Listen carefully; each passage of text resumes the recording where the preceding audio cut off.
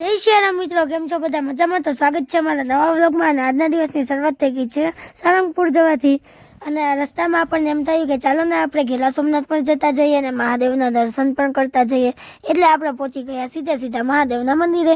ત્યાં જઈને જોયું તો આરતી ચાલુ હતી, એટલે આપણને મસ્ત એવો આરતીનો પણ લાભ મળી ગયો અને આપણને મસ્ત દર્શન પણ થઈ ગયા.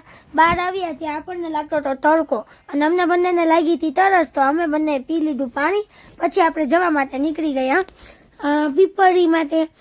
પીપળી હનુમાન દાદાના દર્શન કરવા જવાનું હતું. અને ગાઈસ રીતસરની ગરમી હતી, બહુ જ હૈદબારી ગરમી હતી. મને પણ એટલી થતી હતી ગરમી. પછી મારા ફોનમાં ચાર્જિંગ પૂરું થઈ ગયું, એટલે કૌશલ કે ચલો હવે તો ફોન આપવો જ પડશે. અરે દેવા, કારણ કે ચાર્જિંગ મૂકવાનું હતું. થોડું ઘણું ચાર્જિંગ કરીને અને આપણે હનુમાન દાદાના મંદિરે જવા માટે નીકળી ગયા. પછી આપણે હનુમાન દાદાના મંદિરે ગમે ત્યારે જઈએ એટલે પેંડાની પ્રસાદી ધરવી પડે, એટલે આપણે થાબડી પેંડા લઈ લીધા અને પેંડાનું બોક્સ લઈને અને આપણે ફરી જવા માટે નીકળી ગયા. રસ્તામાં આપણે ખેતર ને એવું બધું આવતું હતું, તો એમ મસ્ત આપણે કેપ્ચર કરી લીધું અને આપણે સીધા પીપળી હનુમાન દાદાએ પહોંચી ગયા. પેંડાનું બોક્સ લઈને અને આપણે અંદર ગયા, તો અંદર આપણે હનુમાન દાદાના મસ્ત દર્શન કરી લીધા અને પ્રસાદી પણ ધરી લીધી.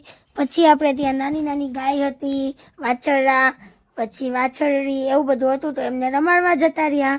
જો કૌશલે આ ગાય સાથે થોડી ઘણી મસ્તી કરતા હતા. પછી બીજી એક ગાય હતી, એમને હાથ ફેરવતા હતા, પણ એ ગાય તો એમનાથી પણ બીતી હતી. એટલે આ ગાય થોડી ખોજી હતી, તો આમને રમાઈ રહી અમે બંને, અને ગાયને પણ પેંડો ખવડાવી દીધો.